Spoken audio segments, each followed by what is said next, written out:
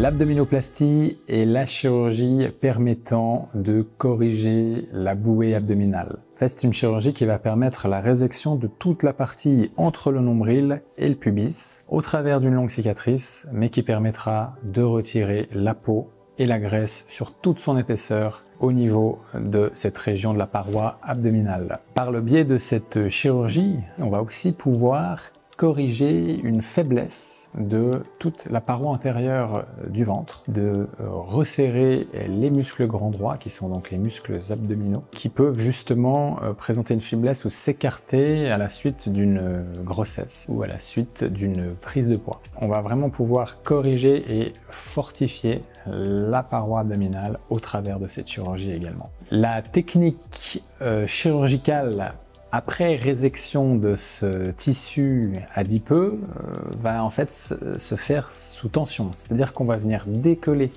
toute la paroi antérieure du ventre pour pouvoir la tirer vers le bas et ainsi redraper le ventre, refaire un ventre un peu plus plat, voire parfaitement plat en fonction des patients. Et il faudra aussi bien entendu faire ressortir le nombril qui reste à sa place, mais il faut lui trouver un nouvel espace, donc on fait un petit trou pour refaire sortir le nombril avec une petite cicatrice aussi autour du nombril qui est généralement très discrète. L'abdominoplastie va surtout cibler des patients qui présentent une bouée abdominale, comme on l'a dit, mais c'est-à-dire un excédent de peau uniquement, ou de graisse, ou parfois les deux. L'idée, c'est de bien comprendre que ça va essentiellement traiter la partie basse du ventre, mais ça peut aller largement sur les côtés, voire encore plus loin, en postérieur ou dans le dos. Parfois, on fait ce qu'on appelle un body lift, c'est-à-dire qu'on vient faire une abdominoplastie qui fait le tour du corps. À l'inverse, on peut faire ce qu'on appelle une mini-abdominoplastie, c'est-à-dire que ce sont des zones extrêmement petites qu'on a envie de traiter ou de corriger, et à ce moment-là, on n'a pas besoin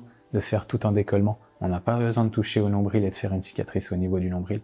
On fait uniquement une petite cicatrice, comme pour une césarienne, afin d'enlever le petit bourrelet qui vous dérange. Une autre chose importante à bien comprendre, c'est que l'abdominoplastie n'est pas une chirurgie de perte de poids. Les patients obèses ou en surpoids avec un poids trop important ne sont pas de bons candidats à l'abdominoplastie. Il faut toujours perdre un poids suffisamment conséquent pour avoir un beau résultat post-opératoire, afin d'avoir vraiment cet effet tombant, cet effet pendant du tablier abdominal. Si le ventre est globalement trop globuleux, trop volumineux, trop épais, l'abdominoplastie ne sera pas une solution à vos problèmes. Avant d'effectuer cette chirurgie d'abdominoplastie, consultez évidemment votre chirurgien qui, la plupart du temps, prévoira un bilan radiologique s'il a un doute sur la présence d'une potentielle hernie de la paroi abdominale ou d'une éventration. Toujours important de bien être au courant pour un chirurgien des potentielles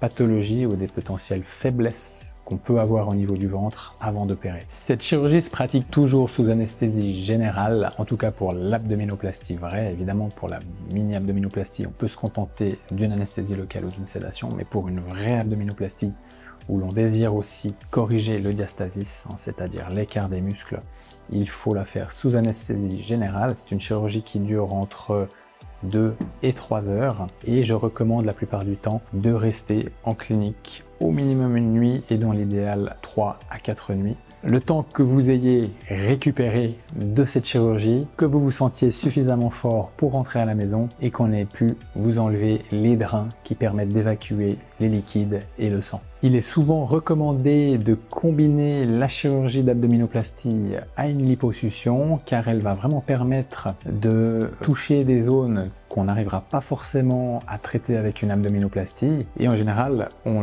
l'utilise essentiellement pour vider un petit peu les flancs ou la région épigastrique qui elles sont rarement traitées avec une abdominoplastie. Il y a des patients chez qui ce n'est pas nécessaire mais d'autres où il est fortement recommandé de faire une combinaison des deux. Pour les suites opératoires, les patients peuvent rapidement marcher. Alors au début on est un petit peu courbé car on sent que le ventre est tendu, on a un petit peu peur de tirer dessus, c'est normal. Et de jour en jour, les patients vont réussir à se redresser. Il faut savoir que pour soutenir tout ce décollement et cette fermeture abdominale, on va vous faire porter une ceinture abdominale qui devra être portée durant 4 à 6 semaines, jour et nuit. Enfin, l'abdominoplastie avec ou sans la cure de diastasis musculaire peut être prise en charge par votre assurance maladie à condition que vous remplissiez les critères cliniques qui seront évalués lors de votre consultation par votre chirurgien.